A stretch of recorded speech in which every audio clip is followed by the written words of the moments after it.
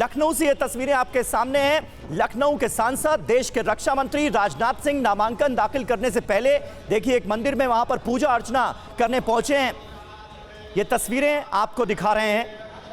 सीधे लखनऊ से रक्षा मंत्री राजनाथ सिंह आज अपना नामांकन दाखिल करेंगे और नामांकन के लिए बीजेपी दफ्तर से कलेक्ट्रेट दफ्तर तक एक लंबा रोड शो भी होना है। रक्षा मंत्री राजनाथ सिंह का यूपी के सीएम योगी आदित्यनाथ और तमाम बड़े नेता मौजूद रहेंगे इस रोड शो में। और उससे ठीक पहले राजनाथ सिंह की ये तस्वीरें जहां वो पूजा अर्चना करने के लिए पहुंचे हुए हैं। और समीर, जिस तरीके से आप राजनाथ सिंह की तस्वीरें दिखा रहे हैं जो नामांकन दाखिल करने से पहले विशेष पूजा अर्चना कर रहे हैं, आपको बता दें आज नजर रहेगी अमेठी पर भी, जहां स्मृति ईरानी भी नामांकन दाखिल करने पहुंचेंगे और उससे पहले एक रोड शो होगा। लेकिन महत्वपूर्ण ये भी है कुछ सर, इन तस्वीरों के साथ साथ आपको इस डिस्कशन में मैं शामिल करना चाहूंगी, क्योंकि जिस तरीके से अमेठी और रायबरेली को जो लेकर फैसला अभी तक नहीं हो पाया है, एक बड़ी कंफ्यूजन यहां पर नजर आ रही है। आज ये दो तस्वीरें फिलहाल इस वक्त की सीधी तस्वीरें हैं जहां राजनाथ सिंह और स्मृति ईरानी दोनों ही पूजा अर्चना कर रहे हैं नामांकन दाखिल करने से पहले। लेकिन आज के इस राजनीतिक हालात में इस बड़े फैसले पर भी नजर रहने वाली है कि कांग्रेस क्या बड़ा फैसला लेगी अमेठी और रायबरेली को देखते हुए।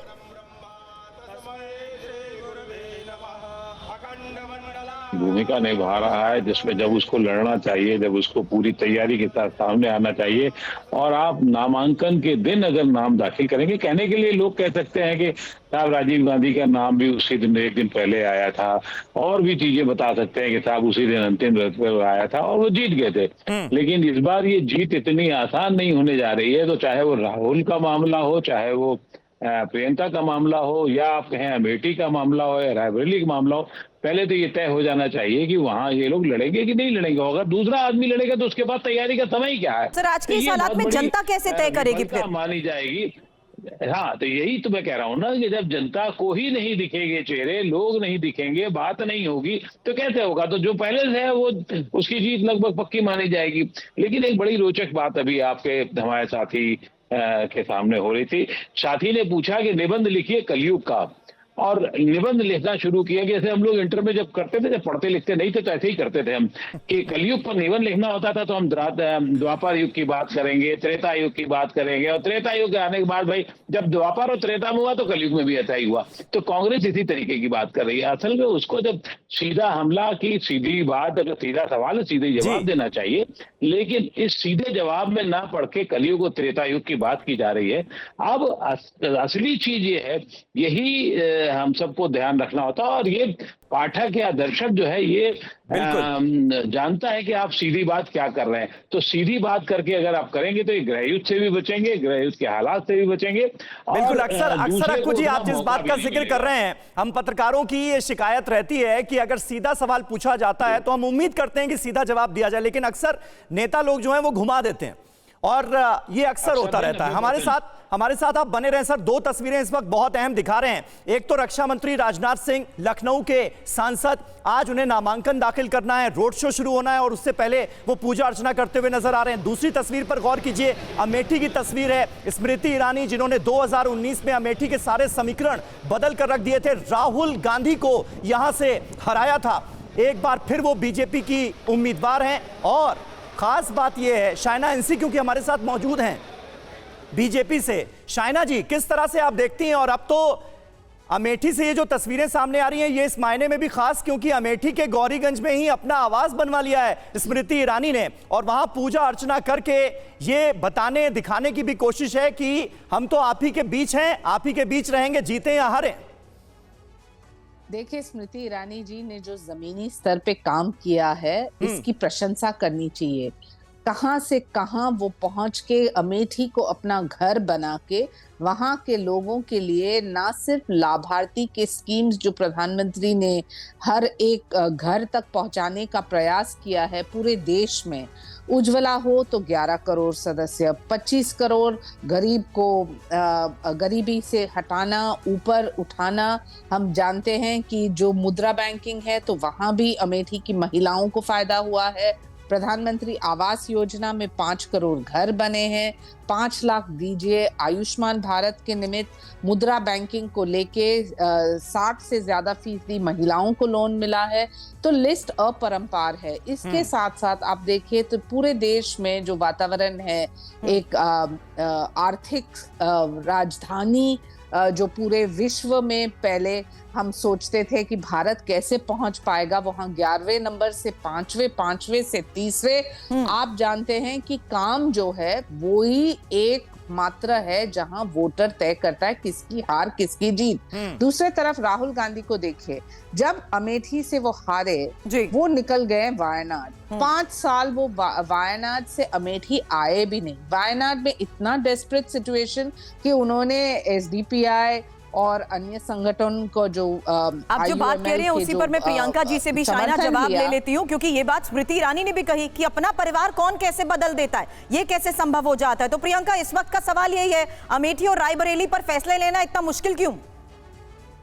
देखिए, कोई मुश्किल नहीं है। इस बार बहुत आराम से हमारी जीत पक्की है वहां पर। जिस तरह से भी बात कर रही थी यहाँ पर बीजेपी की प्रवक्ता, मैं इनसे पूछना चाहती हूँ, अभी तो तब जब पता लगे कि चुनावी मैदान में कौन है। अभी तो पूरी यात्रा राहुल गांधी जी कंप्लीट करके आए हैं और अमेठी रायबरेली भी होकर आए हैं। मैं इनको बता दूं कि वहां नहीं गए हैं, इस तरह का भ्रम न रहे और भ्रम न पाले। दूसरी चीज मैं पूछना चाहती हूँ, 13 रुपए किलो चीनी आज भी अमेठी का हर एक व्यक्ति पूछ रहा है। अमेठी का हर एक व्यक्ति पूछ रहा है कि ये जो रोडें बनती है रातों रात हाथ में क्यों आ जाती हैं। अमेठी का हर एक व्यक्ति पूछ रहा है कि ये जो मैडम थी ना, 400 रुपए किलो, 400 रुपए का सिलेंडर जब हुआ करता था तब सड़कों पर बैठा करती थी, आज दिखाई नहीं देती क्योंकि 1200 रुपए का सिलेंडर भी खरीदा लोगों के इन मुद्दों पर आपकी तरफ से जनता के बीच जाकर कौन विकास की बात करेगा, इस वक्त का सवाल यही है। पार्टी को ये एहसास नहीं है कि महंगाई कहां पहुंच गई है। भारतीय जनता पार्टी को ये बिल्कुल एहसास नहीं कि बेरोजगारी का स्तर आज सबसे ज्यादा है। प्रियंका जी, मेरी आवाज मिल रही है आपको? मैम, एक सीधा सा सवाल है, आप अमेठी, आप हर स्तर पर जीत का दावा कर रही हैं, आप अमेठी के मुद्दों को भी गिना रही हैं, मुझे बस इतना बता दीजिए, आपकी तरफ से ये मुद्दे चुनावी मैदान में कौन लेकर जा रहा है, कौन जनता के विकास की बात करते हुए उनका सहयोग देने को उस जमीन पर तैयार है? कि ये मुद्दे चुनावी हैं। अगर 80,000 महिलाएं उत्तर प्रदेश से गायब होती हैं और 184 से ज्यादा एसिड अटैक होते हैं महिलाओं पर, तो ये जो मुद्दे हैं ये चुनावी हैं और इस पर जवाब देना होगा भारतीय जनता पार्टी को कि भारतीय जनता पार्टी का कार्यकाल है बेटी बचाओ बेटी पढ़ाओ। प्रियंका जी, थोड़ा मुझे लगता है थोड़ा सवालों के सीधे जवाब अगर आप दे दें प्रियंका जी तो बहुत बेहतर होगा। आप सुनिए प्रियंका जी, सीधा सवाल है, 2019 में 55,000 से ज्यादा वोटों से स्मृति ईरानी ने राहुल गांधी को हरा दिया अमेठी से।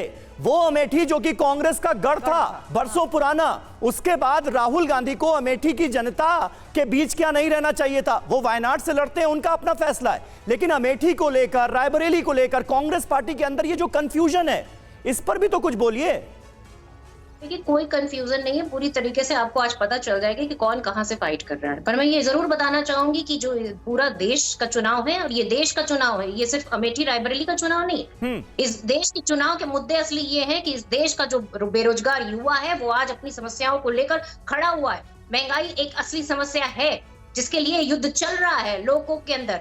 आज संविधान बचाने की लड़ाई है, आज लड़ाई है तो आरक्षण बचाने का। मैं समीर जी, मैं कुछ कहना चाहती हूँ, बार बार ये संविधान को लेके गैर जिम्मेदार स्टेटमेंट्स। ठीक है प्रियंका जी, अब थोड़ा शायना इनसी को भी सुन लेते हैं। आपने लंबी बात रखी अपनी, लेकिन मेरे सवाल का जवाब नहीं दिया। आप जरा उनको भी सुन लेते हैं। शायना जी बोलिए जल्दी से। आपने इतना लंबा समय उनको दिया, अभी आप मुझे सुन लीजिए। संविधान को लेके बार बार ये स्टेटमेंट्स, गलतफहमियां, अफवाहें फैलाना, आपको पता है 106 बार जो संविधान में कोई भी प्रावधान या अमेंडमेंट हुआ है उसमें से 80 बार हुआ है कांग्रेस के शासनकाल में। प्रधानमंत्री ने कहा है कि संविधान में बदलाव लाना है, बल्कि ये वो प्रधानमंत्री है जिन्होंने कॉन्स्टिट्यूशन डे मनाया, ये वो प्रधानमंत्री है जिन्होंने प्रीएम्बल को लेके विद्यार्थी तक पहुंचे हैं और बताया कि देखिए बाबा साहब अंबेडकर ने जो ये देश का नहीं विश्व का सबसे बड़ा संविधान बनाया है, इसकी विशेषता ये है। और ये लोग बार बार बोलते हैं संविधान खतरे में है। ये वो संविधान है जहां आपने प्रावधान अमेंडमेंट्स करके ट्रिपल तलाक को लागू किया, एब्रोगेशन ऑफ 370 किया, आप नारी शक्ति वंदन का बात कीजिए। तो सही मायने में जो विपक्ष है उनके पास कोई मुद्दे बचे ही नहीं है। उनके शहंशाह राहुल गांधी के ऊपर वो सोच नहीं सकते हैं। वायनाड के इलेक्शन खत्म होते हुए वो बोलेंगे कि अभी हम अमेठी आएंगे। क्या अमेठी की जनता ये स्वीकार कर सकती है कि जिस व्यक्ति ने 5 साल एक बार भी वहां पैर तक नहीं छुए, कोई काम नहीं किया,